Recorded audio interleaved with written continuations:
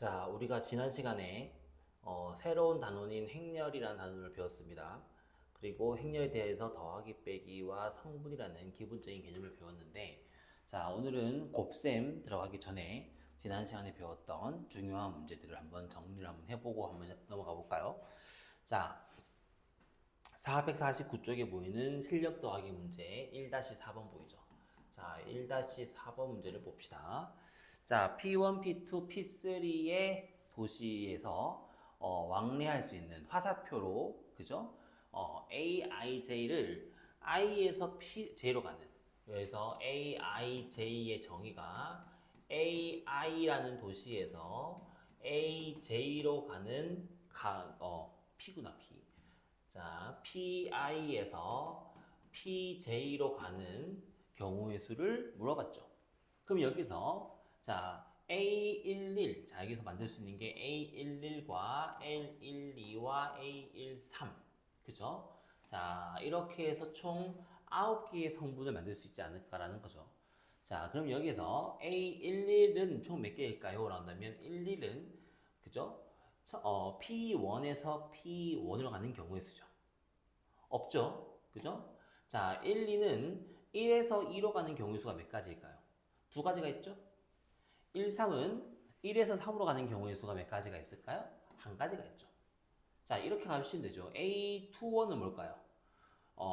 2에서 1로 가는 경우의 수는 빵개죠. 화살표 보셔야 됩니다. 2에서 2로 가는 것도 빵개고 2에서 3으로 가는 게 한 개고. 자, 3에서 1로 가는 게 몇 개일까요? 하나. 3에서 2로 가는 거 몇 개? 빵개. 3에서 3으로 가는 거 몇 개? 하나. 그래서 총 이렇게 만든 행렬을 만들 수도 있었다. 자, 이렇게 우리가 행렬을 보면서 성분을 정리할 수가 있죠. 그죠? 이렇게 하면서 문제를 풀 수 있을 것 같다. 됐을까요? 자, 다음 문제 볼까요? 우리가 지난 시간에 배웠던 것 중에서 가장 중요한 것 중에 하나가 이런 성분에 대한 함수를 보고 성분을 채워두는 게 지난 시간에 배웠던 가장 중요한 키포인트였죠. 자, 두 번째로는 자, 이제 연산하는 거 한번 해볼까요? 연산하는 거. 자, 2-4번 한번 봅시다. 자, 2-4번을 보시면요. 자, A 행렬과 B 행렬이 있었는데 그 행렬이 같다고 했어요. 그러니까 성분끼리 봐야죠. 자, AB가 얼마가 돼야 돼? 마이너스 2가 될 거고요. CD가 얼마가 돼야 해? 3이 돼요.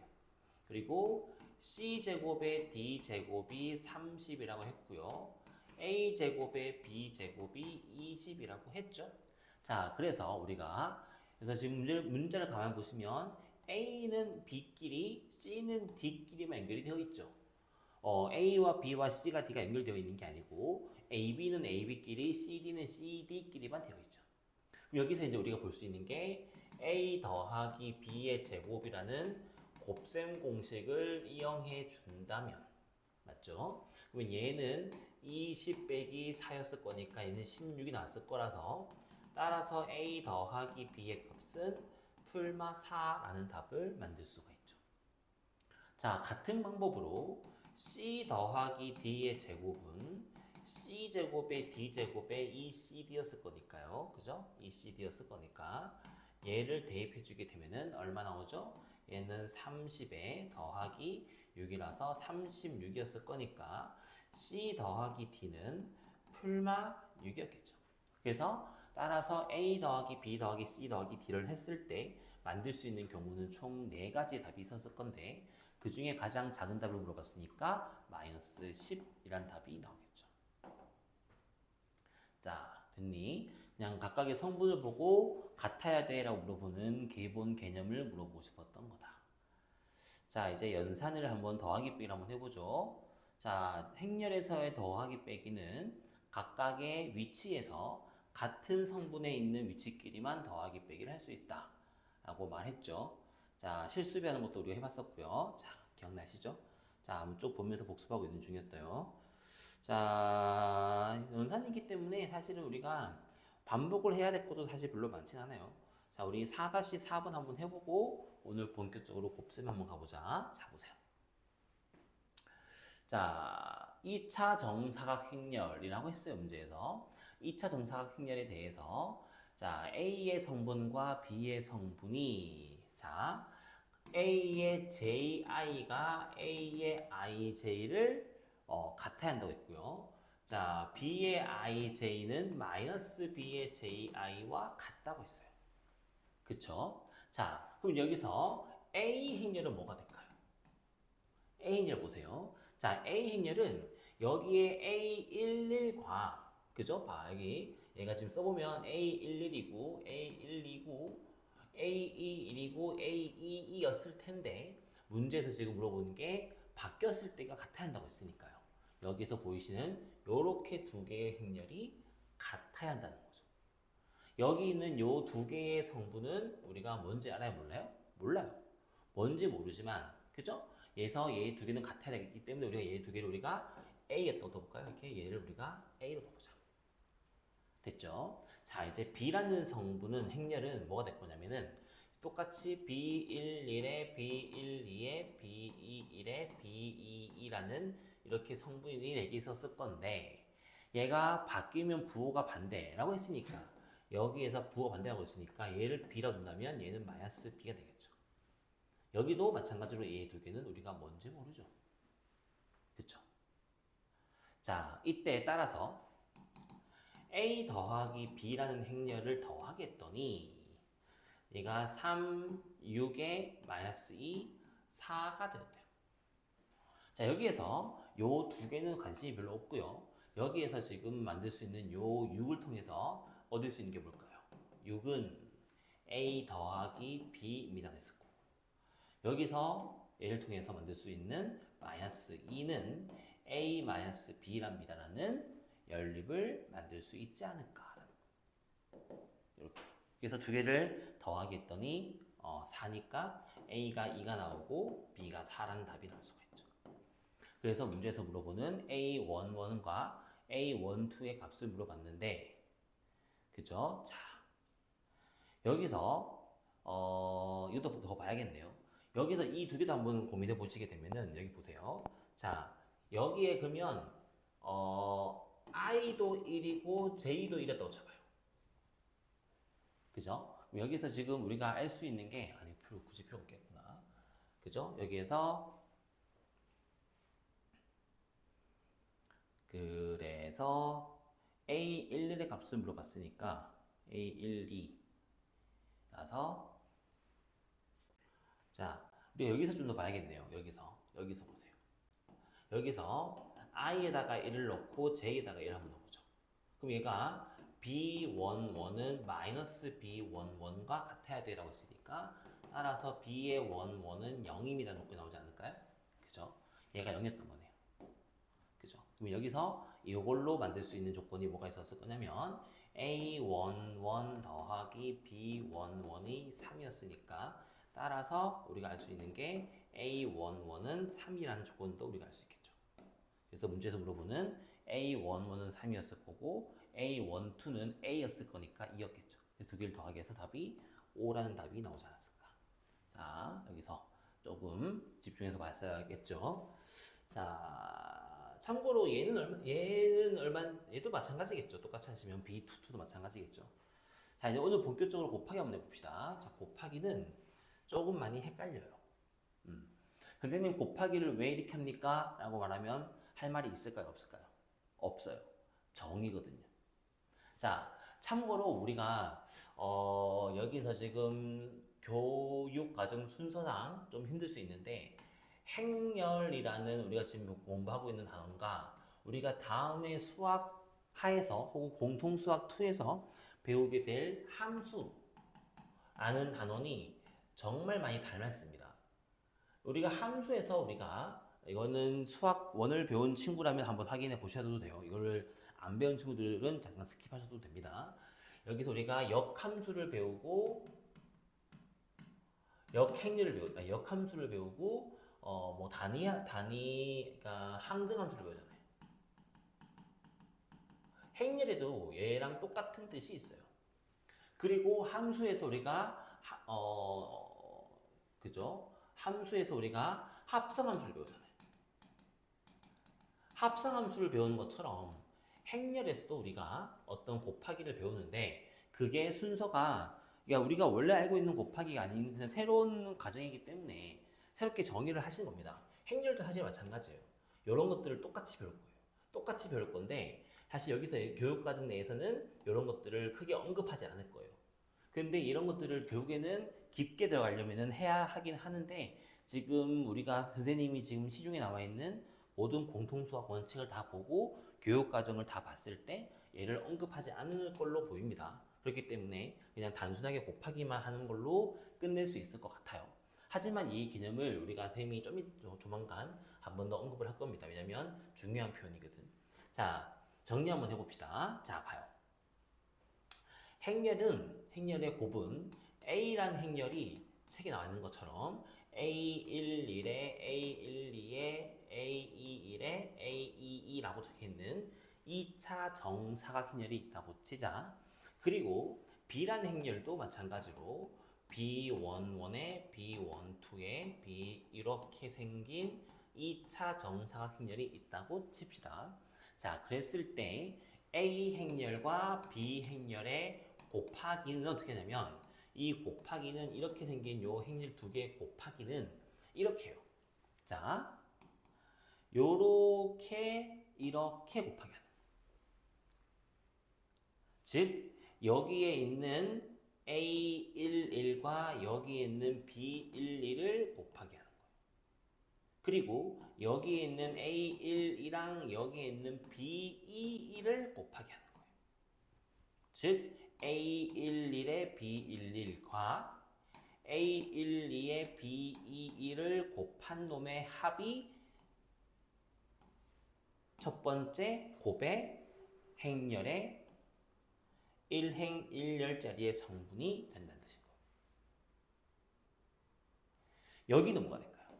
1행 2열짜리는 이거랑 다음 줄에 있는 거. 즉 A11과 자, A11과 여기 있었던 B12 그리고 A12와 B22를 곱하기 한 놈이 여기 있는. 다시 볼까요? 정리해 볼까요? 얘가 지금 뭐예요? 봐요. 얘가 지금 1행이죠. 1행이죠. 얘가 1열이었죠. 그러니까 1행과 1열을 곱한 게 1행 1열짜리가 되는 거예요. 1행과 2열을 곱한 게 1행 2열짜리가 되는 거예요. 그러니까 행열이니까 앞에 건 행, 뒤에 건 열이라고 생각하시면 돼요. 행과 1행 1열 곱해서 1 되고 1행 2열 곱해서 1, 2짜리가 되는 거예요. 당연히 밑에 건 뭐가 될까요? 2행 1열짜리를 곱해서 2행 1열짜리 답이 나오게 되고 2행 2열짜리를 곱하기 해서 여기 짜리의 성분이 나오게 돼요. 여기의 성분이 각각 나오게 되는 거예요. 그럼 여기서는 얘 숫자가 뭐가 될 건지 여기서 한번 해볼까요? 여기 있었던 A21과 A22에서 쓸 거니까 얘는 A21에 B11 더하기 A22에 B21을 곱한 게 여기 있겠죠. 선생님이 말했잖아요. 헷갈린다고 했었잖아요. 이거 학교에서 공부할 때는 하루 종일 이것만 해요. 그래서 정말 곱하기를 정말 한 10대 번 시킬 거예요. 은근히 많이 헷갈리거든요. 이렇게 곱한 게 행렬의 곱이에요. 됐어요? 자, 연습 한번 해볼까요? 자, 지금 옆에 있는 책에 있는 거. 자, 여기에서 지금 일단 어떤 단어들 다 빼고, 자, 여기 보세요. 사실 여기서 이게 정말 중요한 표현이긴 한데, 솔직히 말하면 여기 있는 요게 우리가 지금 굳이 교육과정에서 행렬을 배우는 정이에요. 사실 이게. 행렬을 왜 배웁니까? 라고 했을 때 사실 이거 하려고 배우고 있는 거예요. 자, 조금 극단적으로 말해서 행렬을 왜 배웁니까? 라고 물어본다면 행렬은 연립 방정식을 배우려고 배우는 겁니다. 극단적으로 말하면 고등학교 과정 내에서는 자, 여기 봐봐요. 여기서는 지금 A라는 행렬을 요 A반에 여기 있는 요런 성분 있잖아요. 그죠? 시우드 반에서 A, B 두 학교를 쓰려고 한다. 온라인과 서점의 판매가를 나타낸 것이다. 그죠? 자, 예를 들어서 온라인 마트에서 온라인 서점에서 A의 가격은 12,000원 이런 뜻인 거죠. 하준이네 반에서 신청한 교재가 이만큼이었다는 뜻인 거죠. 자, 여기서 일단 우리가 요거를 우리가 행렬화 시켜서 12, 8, 11, 9라는 행렬과 일단 고민하지 말고 얘를 한번 곱하기 한번 해봅시다. 7, 6, 5, 10을 한번 곱하기를 한번 해봅시다. 그럼 얘는 뭐가 될까요? 자, 요렇게 이렇게 했잖아요. 그죠? 그러면 12 곱하기 7이 나서 84 더하기 바로 40. 얘는 72 더하기 80. 얘는 77 더하기 59, 45. 얘는 66 더하기 90을 정리해서 얼마 나왔어요? 124. 얘는 152. 얘는 122. 그죠? 그리고 얘는 156. 이렇게 나왔죠. 자, 이게 뭐예요? 이렇게 하면은 두 개의 곱이 나온다는 뜻인 거예요. 됐어요? 자, 됐죠? 이제 여기에다가 의미를 한번 부여해봅시다. 자, 의미를 한번 부여해봐. 여기 나오는 요 결과가 우리한테 주고 싶었던 메시지가 뭐였을까요? 자, 이거 보세요, 이거. 이게 뭐예요? 얘랑 얘를 곱하기 한 거잖아요. 12랑 7을 곱한 게 뭐예요? 12랑 7을 곱한 거는 얘랑 얘를 곱한 거잖아요. 무슨 뜻이에요? 하준이네 반이 A 교과서를 온라인에서 샀을 때의 가격이죠. 얘가 하준이네 반에 A 교재를 온라인에서 샀을 때의 가격이죠. 맞아요? 다시 봐요. 얘가 12가 지금 A, 사실 이거는 선생님이 지금 잠깐 안 알려고 했던 게 뭐냐면 일단 곱하기가 일단 주인공이긴 한데 곱하기 했다고 치고 이 곱하기가 여기서 어떤 의미를 가지고 있는지를 보는 거죠. 의미를 보는 겁니다. 곱하기는 끝난 거예요. 단순하게 문제에서 곱하기를 해보세요 하면 끝난 거예요. 여기서 더 이상 큰 의미를 가지시지 않으셔도 되는데 이 결과가 나한테 가지고 있는 의미가 뭔지를 본다면 하준이네 반이 A 교과서를 7개를 살 거예요. 그죠? 자, 예를 들어 다시 보자. 하준이네 반에 총 몇 명이 있는 거야? 12명이 있는 거야. 그죠? 12명이 A 교과서를 7명 쓰고 B 교과서를 5명 쓰겠다는 거예요. 5건 필요하다는 거죠. 12명이 아니고 12건 하겠다는 거니까. 뭐 한 명이 중복될 수 있는 거니까. 그건 모르겠다. 자, 그래서 얘가 지금 12 곱하기 7이 뭘 말하고 있는 거냐면 하준이네 반이 온라인 서점에서 A 책을 샀을 때의 가격이죠. 8 곱하기 6은 8 곱하기 그죠? 8 곱하기 5에서 나오는 요 40은 뭘 말하고 있는 건가요? 얘랑 얘 곱한다는 말은 하준이네 반이 B 교재를 온라인으로 샀을 때의 가격이죠. 그럼 여기서 결국에는 요만큼이 뭘 말하냐면 얘는 하준이네 반이 A와 B 교과서를 온라인에서 샀을 때의 가격이죠. 다시 이게 뭐라고? 이게 하준이네 온라인 상에서의 필요한 가격이죠. 이해됐어요? 얘는 뭐게요? 여기는 뭐게요? 자, 밑에 거 보자. 77은 뭘까요? 77은 뭐냐면 여기서 지금 이번에는 얘랑 얘를 곱한 거잖아요. 그럼 여기서 하준이네 반이 A 교재를 학교 밖 서점에서 얘는 하준이네 반이 A 교과서를 학교 밖에 있는 서점에서 샀을 때의 가격이죠. 얘는 B 서점이죠. 다시 말하면 얘는 뭐냐면 이거는 하준이네 반이 학교 밖에 있었던 서점에서 샀을 때의 총 지불해야 될 금액이죠. 그죠? 그러면 하준이네 반은 온라인에서 산 금액이 많습니까? 학교 밖에서 산 금액이 많습니까? 그런다면 온라인에서 산 책의 금액이 더 많다. 굳이 이 두 개를 합치면 하준이네 반은 총 책을 사는데 246만 원을 썼다. 아니 24만 6천 원이구나. 23만 6천 원을 썼다. 라고 볼 수도 있겠죠. 그러니까 여기서 곱하기를 했을 때 봐봐요. 선생님이 행렬을 맨 처음에 왜 배운다고 말했죠? 어떤 알고리즘을 배우기 위해서 말했던 거 있잖아요. 이거는 우리가 사실은 자 이거 행렬이라고 배우지 말고 자 표 만들었어요. 자 여기 표 있죠? 이 표를 보고 어떤 자료를 분석하고 싶은 거예요. 이 표를 보고 어떤 자료를 분석하고 싶은데 자 여기서 자 그러면 하준의 반은 학교 밖에서 얼마를 내야 될까? 그치? 시운의 반은 온라인 서점에서 얼마를 지불해야 될까? 아마 이게 이거겠죠. 시운의 반이 온라인에서 총 지불을 해야 될 금액이고 이게 시운의 반이 학교 밖 서점에서 지불해야 될 금액이었겠죠. 그죠? 이렇게.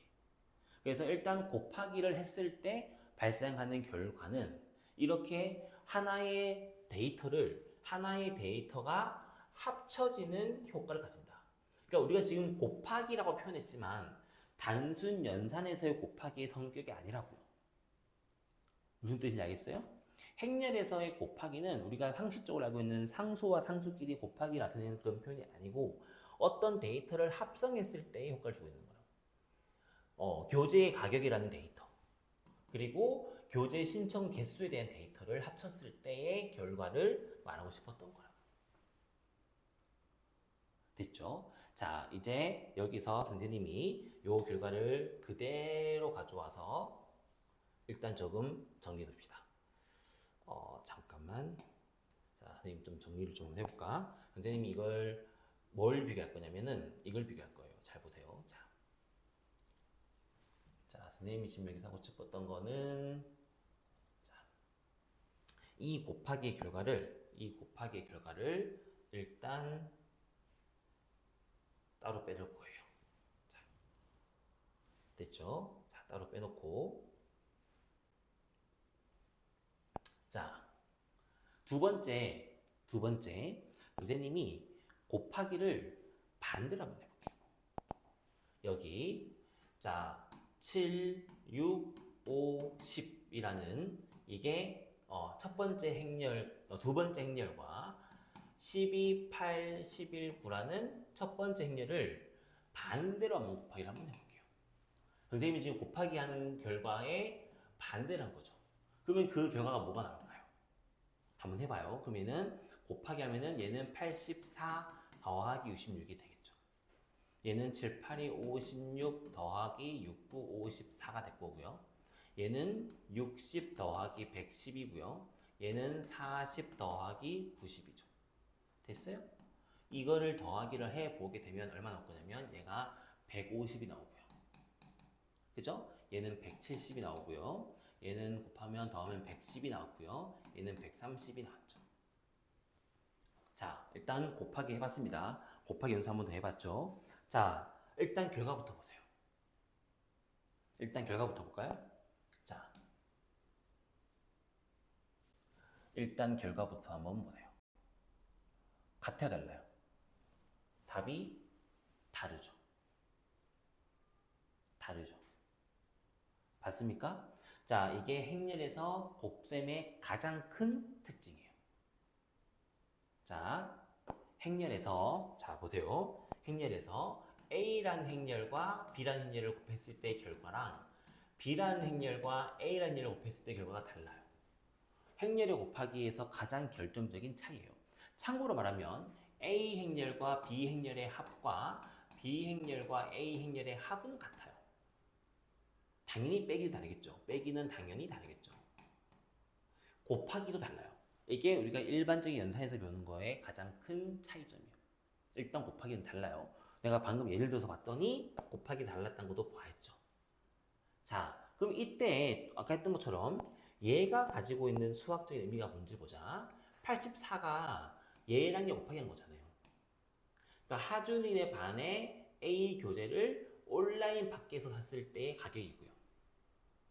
여기 나오는 6 곱하기 11은 뭐예요? 6 곱하기 여기서 6 곱하기 11 나타나는 66은 6 곱하기 11은 얘랑 얘잖아요. 그러니까 시운의 반이 A 교재를 학교 밖 서점에서 샀을 때의 가격이죠. 그럼 여기 나오는 요 150은 우리가 어떤 개념일까요? 곱하기가 아까 전처럼 큰 의미를 갖고 있진 않네요. 그죠? 결국에는 여기서 A 곱하기 B랑 B 곱하기 A가 다르다는 말을 하고 싶었던 거긴 한데, 곱하기의 결과, 성분 여기 나오는 이 결과 또한 우리가 얻고 싶은 정보를 얻으려면 어떤 곱하기를 해야 되는지를 물어보고 싶었던. 자, 선생님이 말을 조금 아끼는 이유가 뭐냐면, 지금은 일단은 더하기 빼기가, 아니 곱하기가 더 우선이에요. 여기서 얘가 어떤 의미를 가지고 있으니까에 대한 정보는 그 다음 이야기고요. 일단은 우리한테 지금 곱하기에 대한 연습을 한번 해보세요가 일단 더 우선이기 때문에, 자, 이렇게. 그래서 이렇게 곱하기를 할 수 있답니다가 곱하기인데, 우리가 지금 방금 잘 봐봐요. 방금 예를 든 거는 얘가 2 곱하기 2짜리의 행렬이었죠. 행렬의 크기 기억나죠? 얘도 2 곱하기 2짜리의 행렬이었죠. 그래서 이 두 개를 곱하기 했더니 2 곱하기 2짜리의 행렬이 나왔어요? 안 나왔어요? 나왔죠. 자, 이제 우리가 A라는 행렬을 M 곱하기 N짜리의 행렬이라고 두고요. B라는 행렬을 P 곱하기 Q짜리의 행렬이라고 쳐봅시다. 무슨 말인가요? A라는 행렬은 요게 하나, 둘, 셋, 넷 해서 총 몇 개 있다고? 이게 총 M개가 있고, 요렇게 하나, 둘, 셋, 넷 해서 이게 총 몇 개 있다고요? 이게 총 N개가 있는 거예요. 여기서 나오는 게 이렇게 M개, N개의 행렬이 이렇게 쭉 있는 거예요. 그치? 자, B는 여기에서 PQ니까 이렇게 P가 있고 이렇게 Q가 있었던 거잖아요. 근데 우리가 방금 곱하기 어떻게 했냐면, 우리 곱하기 할 때 이렇게랑 이렇게를 곱하기 했잖아요. 이렇게 얘랑 얘를 곱하기 해서 결과가 여기에 들어갔잖아요. 봤죠? 그랬을 때 곱하기는 첫 번째 거랑 첫 번째 거, 두 번째 거랑 두 번째 거, 세 번째 거랑 세 번째 거, 네 번째 거랑 네 번째 거, 얘를 이렇게 곱하기 할 건데, 만약에 여기 있는 개수랑 여기 있는 개수가 다르면 어떡하죠? 라는 거예요. 즉 여기에 있는 앞에 행렬의 요 가로의 개수가 총 몇 개냐면, 얘가 m 곱하기 n이었으니까 얘가 총 n개가 있는 거예요. 얘가 p 곱하기 qn이었으니까 이게 지금 얘가 p개가 있는 거예요. p줄이니까. 그쵸? 즉 여기서 곱하기를 하려면 자, a 곱하기 b를 하려면 a가 m 곱하기 n짜리고 얘가 p 곱하기 q짜리였을 때 여기에서 요 개수가 같아야지만 곱하기가 가능해진다. 그랬을 때의 그 답은 m 곱하기 q짜리의 사이즈가 남게 된다. 라고 보시면 됩니다.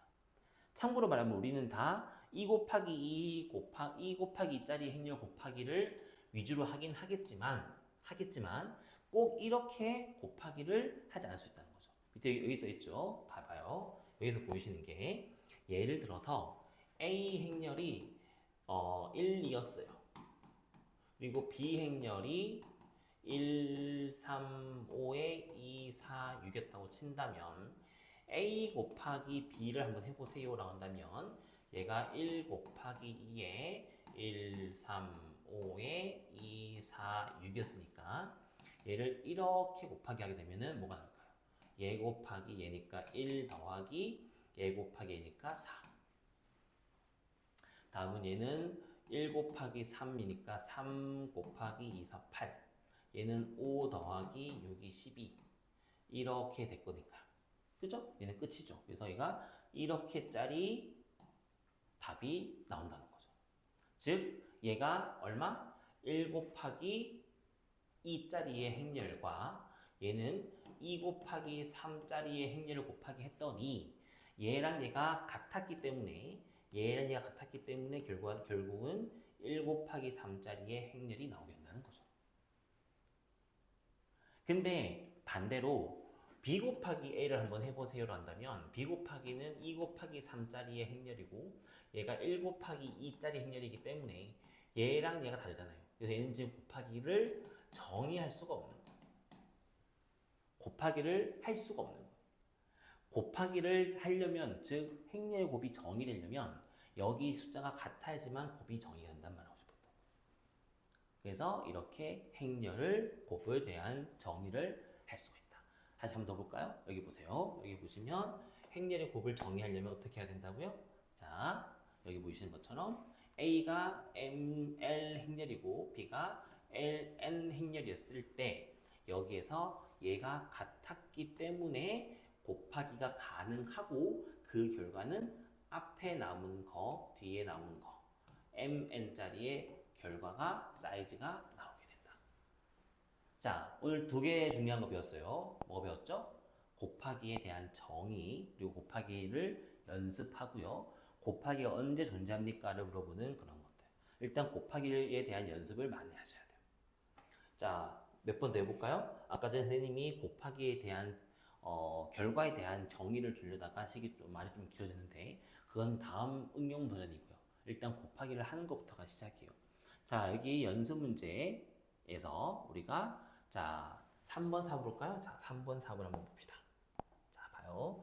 자, 3번을 보시면 2, 0, 3, 마이너스 1짜리의 행렬과 1, 마이너스 3짜리의 행렬을 곱하기 하면 이렇게 되는 거니까 이렇게 했으니까 얘는 2 더하기 0 그죠? 얘는 이렇게 했을 거니까 3 빼기 3이 되겠네요. 그 답이 2, 0짜리인 행렬이 나온다. 확인해 볼까요? 얘가 2 곱하기 2짜리의 행렬이었고 얘가 2 곱하기 1짜리의 행렬이었으니까 퉁퉁 날아가서 2 곱하기 1짜리의 크기를 만들어낼 수가 있었다. 맞죠? 이렇게. 자, 이제 행렬의 거듭제곱에 대한 이야기를 합시다. 자, 이제 곱하기를 배웠으니까 계속해서 거듭제곱을 하고 싶었겠죠. 자, 봐요. 당연히 A제곱이 뭔지 A제곱은 당연히 A랑 A를 곱한 거겠죠. A 세제곱은 A제곱에다가 A를 곱한 걸 수도 있지만 A에다가 A제곱을 곱한 걸 수도 있습니다. 뭐 당연한 얘기죠. 그죠? 4제곱은 세제곱에서 A를 곱하기 한 걸 수도 있고 제곱과 제곱을 곱한 걸 수도 있고 A랑 세제곱을 곱한 걸 수도 있습니다. A끼리니까 관심 없어요. 이 전체 4번 곱하기를 몇 번씩 쪼개서 곱하기 할 건지는 내 마음이죠. 그렇기 때문에 A에 대한 거듭제곱을 할 때는 이렇게 정리할 수가 있다. 이렇게 하면 된다는 거죠. 이렇게. 그리고 행렬에 대해 곱셈에 대한 성질 첫 번째 가장 중요한 거 뭐라고요? 교환 법칙이 성립하지 않는다. 너무너무 중요한 거. 너무 중요한 거. 선생님이 아까 전에 함수 얘기했었잖아요. 함수에서도 합성함수의 교환 법칙이 성립하지 않았죠. 그죠? 자, 그리고 결합 법칙과 분배 법칙은 만족한다. 라는 결과를 가져올 수가 있다. 그죠? 자, 나머지 법칙들은 너희들이 마음껏 쓸 수도 있다. 됐습니까? 자, 이렇게. 자, 얘는 그거에 대한 증명과 설명을 한 겁니다. 자, 그래서 어떤 결과가 나왔냐? 우리가 알고 있는 곱셈 공식이 전부 다 깨진다는 거죠. 봐요. 자, A, B의 전체의 제곱은 정의대로 얘는 A, B를 몇 번 곱한 거예요? A, B를 한 번, 두 번 곱한 거죠. 이렇게 곱한 거죠. 그죠? 그런데 우리는 평상시의 공부는 순서를 바꿀 수 있으니까 여기에서 A 그대로 오고 뒤에 B 그대로 있고 얘 순서를 바꾸어서 이렇게 바꿀 수가 지금까지는 있었으니까 행렬 말고 상수였을 때는 가능했었으니까 얘가 이렇게 되는 거였어 라고 말하고 싶었던 건데 행렬은 이게 가능해 불가능해? 이게 불가능하다. 이게 불가능하다. 안 된다고. 그렇기 때문에 AB의 전체 제곱은 굳이 말하면 A, B, A, B가 끝이에요. 더 간단하게가 돼요, 안 돼요? 안 돼요. 이게 끝이죠. 이해됐을까요? 여기서 더 이상 간단하게 될 수 없어요. 또 해볼까요? A 더하기 B의 전체 제곱은 그러면 얘는 A 더하기 B를 2번 곱하기 하는 거니까 우리가 원래 전개하는 것처럼 이렇게 전개하면 뭐죠? A 곱하기 A 더하기 이렇게 전개하면은 A 곱하기 B, B 곱하기 A, B 곱하기 B가 되잖아요. 그죠? 이렇게 했었을 때 앞에 있는 거는 A 제곱이 맞고요. 맨 뒤에 있는 거는 B 제곱이 맞아요. 근데 여기에서 AB랑 BA가 같지가 않죠. 얘를 우리가 EAB라고 쓰면 될까요? 안 될까요? 쓰면 안 된다는 거예요. 그래서 얘는 그냥 그대로 AB 더하기 BA가 돼야 한다는 거죠. 다시 말하면 교환 법칙을 성립하지 않기 때문에 우리가 지금까지 알고 있었던 하나짜리의 지수 법칙을 만족할 수 있지만 2개, 3개짜리의 지수 법칙과 곱셈 공식은 어떠한 것도 성립하지 않는다. 얘는 결국에는 뭘 물어보는 거냐면 하나씩 하나씩 전개를 다 해야만 한다. 당연히 제곱 차도도 만족하지 않고 모든 것들이 다 만족하지 않는다. 밑에 거기에 대한 증명이 쭉 나와 있죠. 자, 이렇게 만족하지 않는다. 자, 그래서 가끔씩 문제에서 이렇게 나오죠. 얘를 전개했더니 얘가 되었을 때 이놈 1대라는 조건을 줍니다. 이놈 1대란 말이 무슨 말일까요? 얘가 가능했단 말인 거니까 얘는 AB랑 BA가 같았던 거구나. 다르다면서요. 달라요. 근데 AB의 숫자 꼬라지에 따라서 AB의 상황에 따라서 운 좋게 같아질 수도 있어요. 항상 다른 게 아니고 일반적으로 다른데 숫자가 적당히 어떤 수가 들어가게 되면 같아질 수도 있다는 뜻인 거죠. 같아지게끔 숫자가 배열이 되어 있을 때는 같아질 수도 있다는 거죠. 얘가 특별한 조건이 된 거지. 얘가 특별한 조건이 되었다는 뜻인 거죠. 이 조건을 이용해서 문제들을 풀어보면 된다는 뜻입니다. 그리고 5번에서도 되게 중요한 표현이에요. 자, 여기에서 결국에는 자, A 곱하기 B라는 행렬이 0이라는 행렬이 되었어. 참고로 말하면 행렬에서 0이라는 표현은 숫자가 아니에요. 자, 참고로 행렬과 행렬끼리 더하기 빼기 곱하기를 하게 되면 그 답은 무조건 행렬이 나오셔야 돼요. 행렬끼리 연산을 했는데 어떤 상수가 나오는 경우가 있을까요? 없을까요? 절대로 없어요. 행렬끼리 연산은 답이 무조건 행렬이 나오셔야 돼요. 근데 그럼 이때만은 저 0이란 거는 숫자 0이 아니에요. 행렬 0이죠. 행렬 0이란 말은 행렬의 사이즈가 뭐든 간에 모든 성분이 다 0인 거를 행렬의 0이라고 말합니다. 2개짜리건 3개짜리건 성분의 크기에 상관없이 모든 행렬의 크기가 다 0인 걸 0이라고 말하는데, 그죠? 요 놈을 만족할 때 A가 0이 되거나 혹은 B가 0이 되는 거 아닙니까가 안 되는 거라고. 왜 안 된다고요? 결론적으로 말할까요? 자, 아까 전에 우리가 말했지만 행렬은 더하기 빼기는 자유로워요. 더하기 빼기는 자유롭게 연산이 가능하죠. 다시 말하면 뭐 넘겼다, 뭐 이항했다 이런 표현들이 다 가능해요. 근데 곱하기 같은 경우는 절대로 이항이라는 개념이 존재하지 않아요. 공통수학 1에서 했던 함수에도 마찬가지죠. 역함수가 항상 존재할까요? 아니죠. 역함수가 존재해야지만 함수의 연산이 가능했잖아요. 얘도 마찬가지예요. 행렬에서도 우리가 지금 안 배우겠지만 역행렬이라는 개념이 있어요. 그게 항상 존재하지 않아요. 그래서 곱하기에서 얘를 넘기는 경우를 절대로 쓰시면 안 돼요. 다시 말하면 여기에서 선생님 A를 넘겨가지고 B가 0이잖아요. 이렇게 쓰면 안 된다는 뜻인 거죠. 넘길 수가 없어요. 선생님 그러면 발예를 들어주세요. 여기 있잖아요. 그죠? 자, 이런 예제는 너희들이 반드시 기억하시는 게 좋아요. 외우지 마시고요. 사실 선생님이 옛날 같은 것 같았으면 이거 다 외우라고 시켰을 건데 굳이 외울 필요까지는 없어요. 얘는 정말 많아요. 그래서 꼭 이것만 있는 게 아니기 때문에 괜찮아요. A, B를 했더니 결과가 0, 0, 0, 0이 나왔지만 하나하나는 0이 아니었잖아요. 그래서 각각이 0이 아니지만 곱하기 했을 때 운 좋게 0이 나올 수 있는 경우도 무수히 많다. 무수히 많다. 이 발레는 얼마든지 많이 만들 수 있기 때문에 너희들이 굳이 막 외울 필요까지는 없어요. 자, 이렇게까지.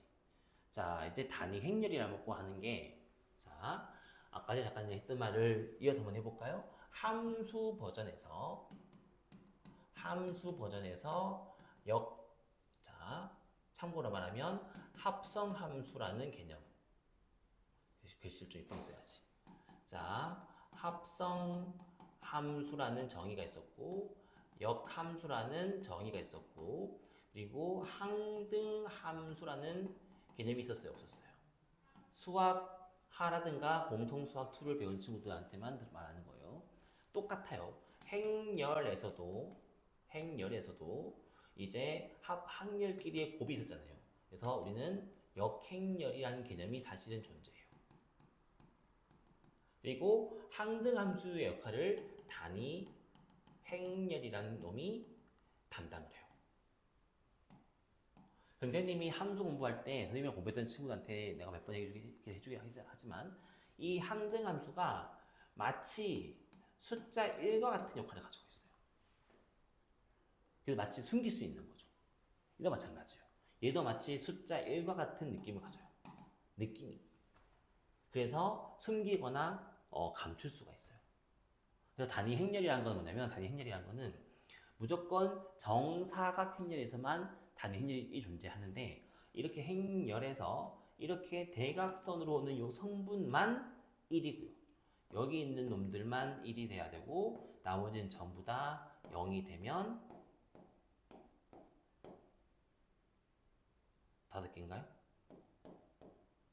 그죠? 자, 이렇게 되면은 우리가 한 개 주자. 선생님 크기 잘못 잡았지. 자, 이렇게 잡으면 그죠? 선생님이 이렇게 쓰면 이런 걸 우리가 단위 행렬이라고 말해요. 자, 대각선으로 있는 거, 대각선만 1이고 나머지는 다 0인 거를 우리가 단위 행렬이라고 합니다. 한 칸짜리, 두 칸짜리, 세 칸짜리, 네 칸짜리, n차짜리. 그래서 항상 정사각 행렬일 때만 단위 행렬이라는 게 존재하고요. 얘를 우리가 E라고 많이 표현합니다. E라고 많이 표현합니다. 그래서 A라는 행렬과 임의 행렬과 E라는 행렬을 곱하기 하면 무조건 답이 A가 나와요. 아까 말했잖아요. 얘 마치 1과 같은 놈이라고. A랑 2를 곱하면 답이 A잖아요.